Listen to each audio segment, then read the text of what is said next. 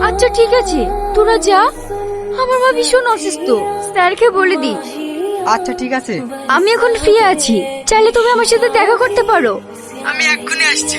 শোনো শ্রাবণী, আমরা একটা প্ল্যান করেছি, একটা জায়গায় ঘুরতে যাব। শহরের বাইরে নদীর ধারে সুন্দর এক জায়গা। ওখানে কেউ থাকবে না, থাকবো তুমি আর আমি। অত দূর আমি যাব না। কেন? এখন এনজয় করবে না তো কবে এনজয় করবে? আসলে আমি দূরে যাইনি তো। আরে যাবো না বললে হয়, আমরা সবাই যাব।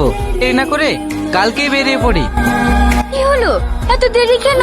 তোমরা যে বলে নদীর ধারে যাব, তাহলে আমাকে এখানে ডাকলা কেন?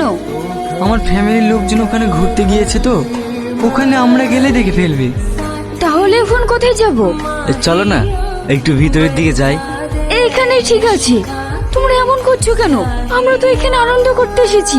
আনন্দ তো করবই।